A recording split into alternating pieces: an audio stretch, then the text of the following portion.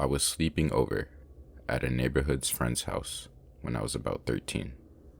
Her parents had left her for the night to go to a friend's cabin about an hour away. So the plan was to eat pizza, watch horror movies, and just be teenage girls for the night. Now, we had grown up in the same little condo complex, and I knew her parents were raging alcoholics. And on a couple of occasions, she had wandered over to my house in the middle of the night, knocked on my bedroom window, and I let her in to escape their fights and get some sleep. My mom knew the deal, but by all measures was fairly lax, and she was okay with me going a few buildings over to spend the night, with the knowledge that her parents weren't going to be there that evening. Anyways, we went to bed probably around 1 a.m., and at some point in the middle of the night or early morning, we woke up to some bickering or arguing coming up the walkway. I remember her quietly apologizing to me because she didn't think they'd be home until the following afternoon. We just kind of laid awake, quietly listening to these two adults scream at each other. And then we heard a god-awful crack, followed by silence. That was terrifying in itself, but then my poor friend, who had clearly lived through some shit she didn't deserve, pulls a massive knife out from between the box spring and mattress, looks at me and says, "If I don't come back in 10 minutes, go out the window." A little time went by, and I froze, and all I could hear was my friend yelling, "What did you do?" followed by her mother yelling at her to hang up the phone and telling her if the cops show up, she's going into the system.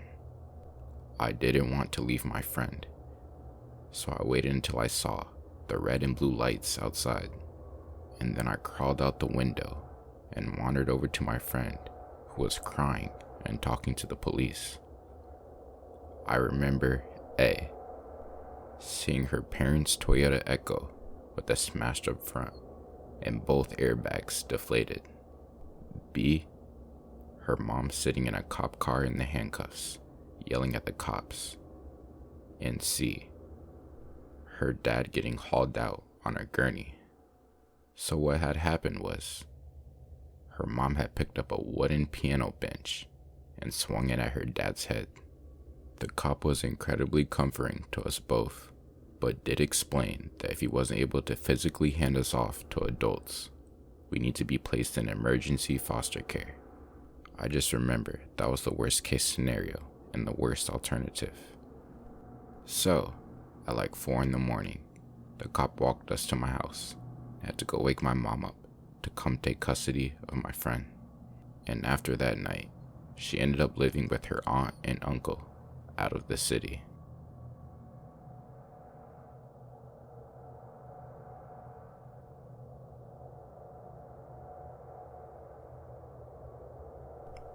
Even though this happened 12 years ago, I still remember this very vividly. When I was 14, I was visiting a friend I haven't seen in a few years. We were pretty excited to hang out again. And his parents always treated me like I was their own son, so I was pretty stoked. He lives on a 20-acre ranch with guns, 2 ranch dogs, and 1 ranch cat. We were watching horror movies with all the lights off and the family's camper out on their driveway. So the family was inside and we were outside. Eventually, we went inside to get pizza, popcorn, and other junk food at around 12. My friend fell asleep pretty early, going to bed at around 2 a.m.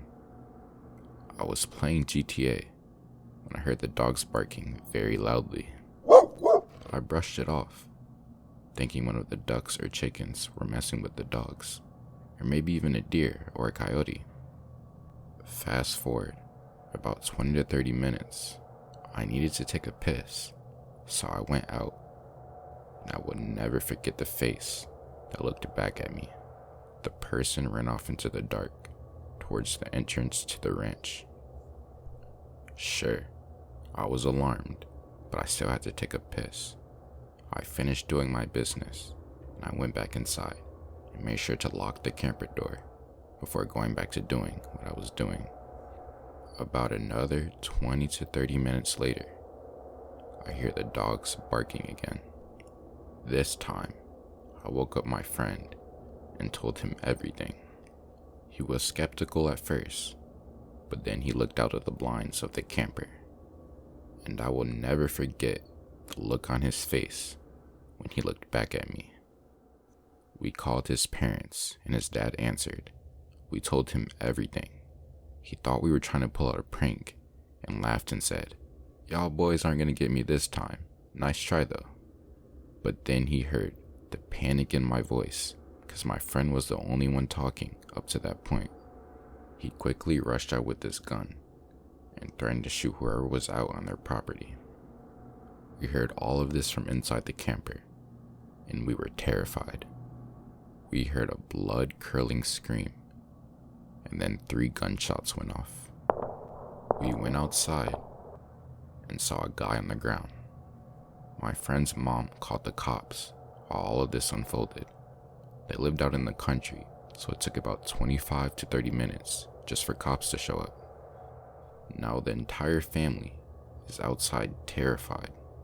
The youngest of them all, we'll call her Jackie, was crying because 1, there was a dead man about 20 feet ahead of her, and 2, the man killed one of the farm dogs because the dog was very loud. That's the only reason I could think of. Then the cops showed up, and it turns out the man was a prison escape from a prison that was just about 15 miles away from my friend's house. We don't know why exactly the guy was there, but he was put behind bars for killing 2 people. Still, to this day, we don't know if he was there to kill us, all of us.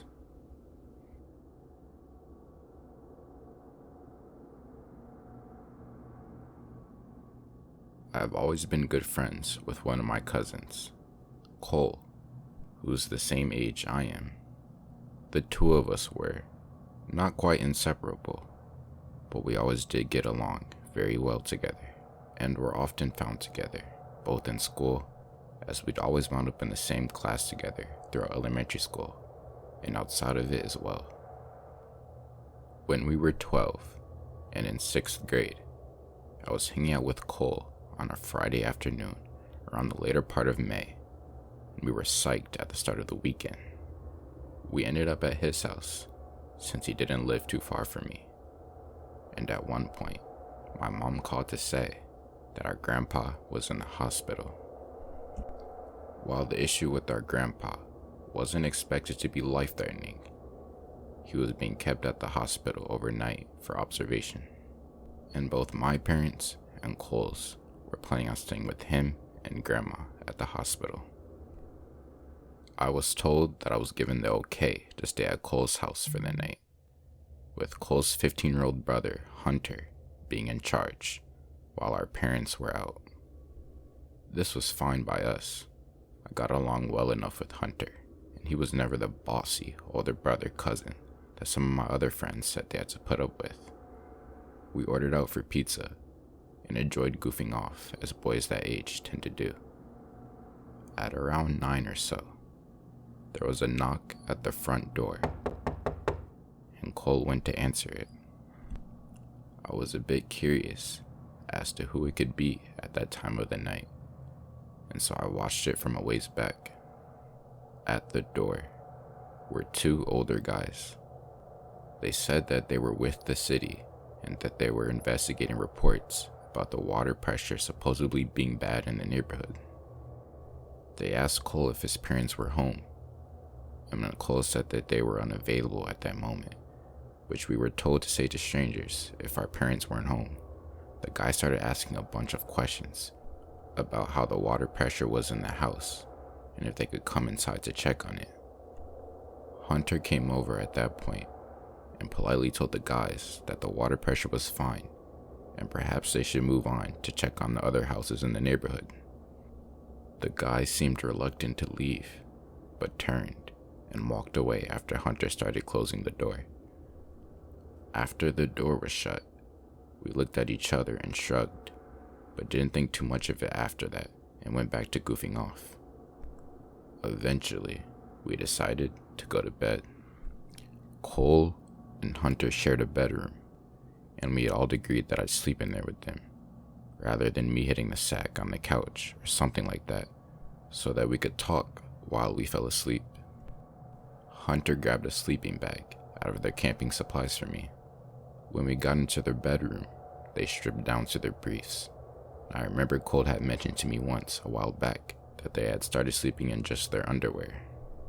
Since I hadn't originally planned on staying that night, I hadn't brought anything with me from home as far as overnight stuff. But since I wasn't in the mood to sleep in my clothes, I stripped down to my briefs as well. Though I felt a bit embarrassed, even though we were all guys there, and I knew they wouldn't say anything or be judgmental. They climbed into their beds, and I quickly crawled into the sleeping bag. And after talking for a while about random stuff, we eventually fell asleep.